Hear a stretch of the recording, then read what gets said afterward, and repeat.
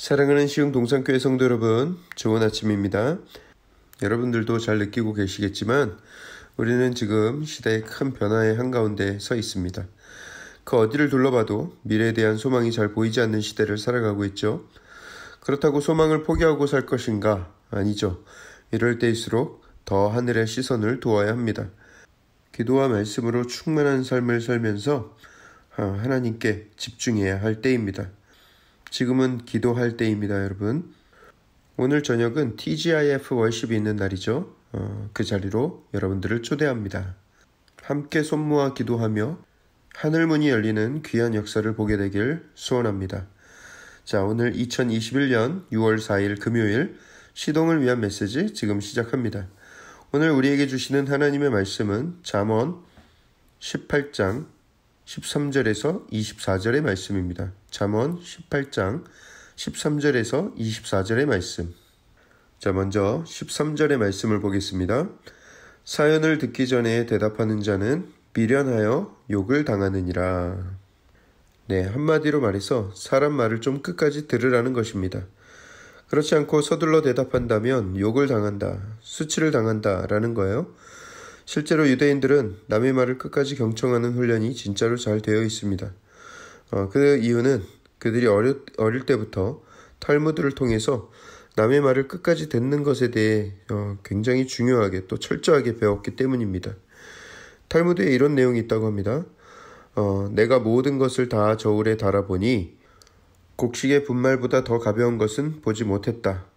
하지만 곡식보다 더 가벼운 것을 발견했는데 하나는 처가의 도움을 받아서 살아가는 사람이고 그 사람보다 더 가벼운 것은 친구 집에 얹혀 살면서 다른 사람까지 끌어모으는 사람이고 그보다 더 가벼운 사람은 남의 말을 듣기도 전에 대답하는 자이다. 이런 가르침이 있다고 해요. 이처럼 남의 말을 끝까지 듣지 않고 섣불리 말하고 조언을 던지는 행동을 경박하게 여기는 분위기가 유대인들 사회에 있다는 거예요. 또 이런 이야기가 있습니다. 어느 날 지하철에 어떤 젊은 아빠와 유치원에 다닐 법한 그런 두 어린 남매가 탔다고 합니다. 이 아이들은 지하철에 타자마자 온 지하철을 헤집고 다니면서 서로 잡기놀이를 하고 봉에 매달리고 뛰고 난리를 치는 거예요. 시끄럽게 떠들고 뛰어다니니까 사람들이 인상을 찌푸리고 성질을 내기 시작하는 거예요. 여러분, 그와 같은 상황에서는 누구나 좀 신경질이 나지 않겠어요? 지하철에 탄 사람들이 그 젊은 아빠를 흘겨보기도 하고 궁시렁거리면서 욕을 하기도 합니다. 아니, 애들이 떠들면 좀 말려야지. 뭐야 개념 없이 하면서 노골적으로 불편함을 표시하고 지하철을 내리는 사람들도 있었다고 해요. 그렇지만 그 아빠는 아랑곳하지 않고 그냥 아이들을 지그시 바라보면서 웃기만 합니다. 그 자리에 있던 한 목사님이 보다 못해 옆에 앉은 그 남자에게 이야기를 했습니다.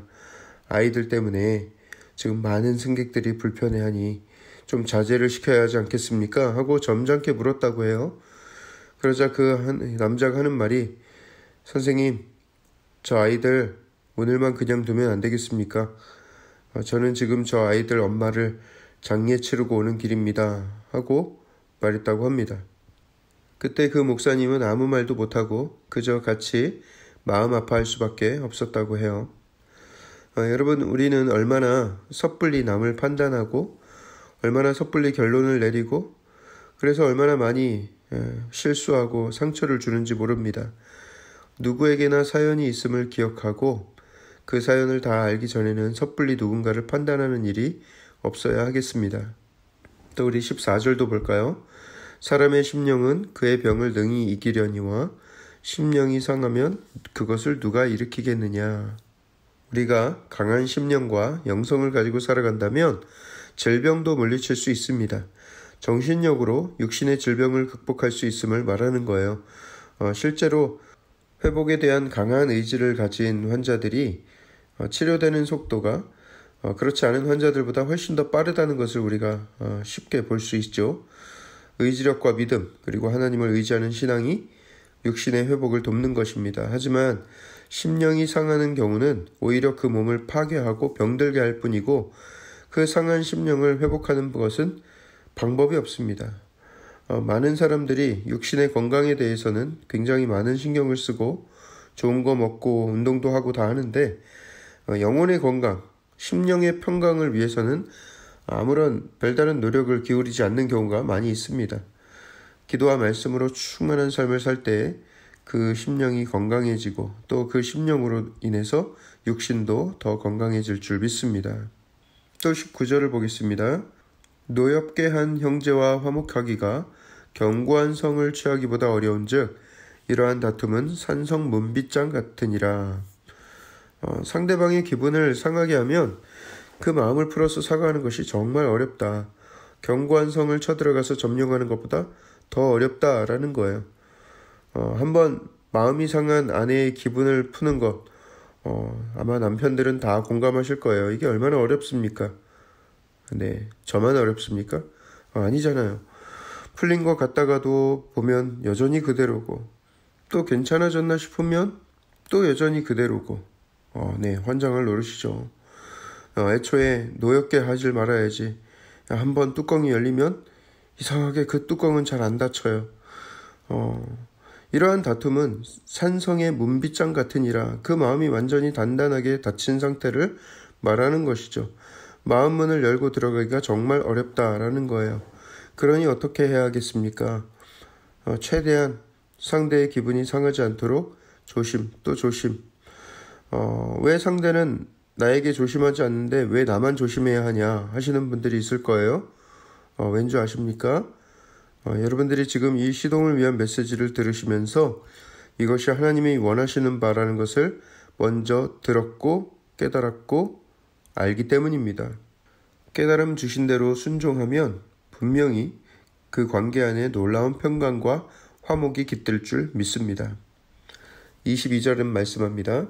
아내를 얻는 자는 복을 얻고 여호와께 은총을 받는 자니라. 아멘. 남편분들 뭐 하십니까? 아멘 크게 외치셔야죠. 이런 구절에 아멘을 세게 외친 남성들, 특별히 아내 앞에서 세게 외친 남성들은 오늘 저녁에 반찬이 바뀌는 기적이 있을 줄 믿습니다.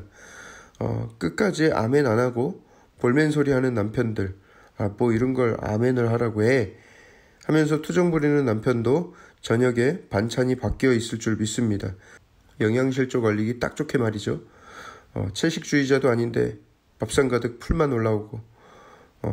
여러분, 아내가 곁에 있으며 얼마나 행복하고 감사한지를 깊이 묵상하는 하루가 되길 축복합니다. 아멘. 네. 마지막으로 24절을 볼까요? 24절에 많은 친구를 얻는 자는 해를 당하게 되거니와 어떤 친구는 형제보다 친밀하니라. 많은 친구를 얻는다는 것은 무분별한 만남과 사귐을 의미합니다. 좋은 사람인지 나쁜 사람인지 그저 사람이면 다 좋은 줄 알고 아무나 사귀다가는 큰 낭패를 보게 된다는 것이죠. 만남을 신중히 하여서 아름답고 진실한 사귐이 있어야 한다는 것을 강조하고 있습니다. 이 교훈이 중요한 이유는 사람은 누구를 가까이 하느냐에 따라서 그의 삶의 방향이 또 운명이 결정될 수가 있기 때문입니다. 어떤 관계는 하루라도 빨리 끝내야 하는 관계가 있습니다. 여러분들 주위에는 없습니까?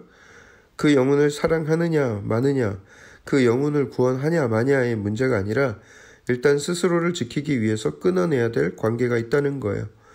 자꾸만 나를 죄로 유혹하는 사람, 열등감을 자극하는 사람, 늘 나를 화나게 만드는 사람, 또 건전하지 않은 무리들, 그 안에서 괴로워하고 있다면 속히 그 관계를 정리해야 하는 것이죠. 여러분, 정말 좋은 친구를 만나야 합니다. 신앙의 유무와 상관없이 선한 영향력을 주고받을 수 있고 배울 수 있고 함께 있으면 즐거운 안식을 누릴 수 있는 그런 관계. 그 소중한 친구는 형제보다 더 소중한 존재가 될 수가 있습니다. 저는 이번 우리 시흥 동산교회 우리 셀 소풍 가서 찍은 사진들을 보면서 어찌나 친밀하고 좋은 친구들처럼 보이든지요. 제가 보기에도 그렇게 좋은데 우리 하늘 아버지께서 보시기에는 얼마나 기쁘셨을까 감히 상상을 해봅니다. 선하고 따뜻한 마음을 가진 친구들이 가득한 여러분들의 셀에서 큰 기쁨과 즐거움과 또 따뜻함을 누리게 되길 주님의 이름으로 축복합니다. 오늘은 여기까지 보겠습니다. 여러분들 좋은 하루 되십시오. 사랑의 하나님 감사합니다. 이런 아름다운 날을 허락하시고 주님의 말씀으로 시작할 수 있도록 도와주신 것을 감사를 드립니다. 하나님, 우리가 이 땅을 살아가면서 하나님의 지혜가 너무나도 많이 필요합니다. 우리는 지혜가 부족하고 연약한 자들입니다. 주님, 우리와 늘 동행하여 주시어서 지혜가 필요할 때, 능력이 필요할 때 하나님 공급하여 주시고 그 힘을 입어 아버지 온전히 승리하는 우리의 삶이 되게 하여 주시옵소서. 모든 말씀을 살아계신 예수 그리스도의 이름으로 감사하며 기도합니다. 아멘.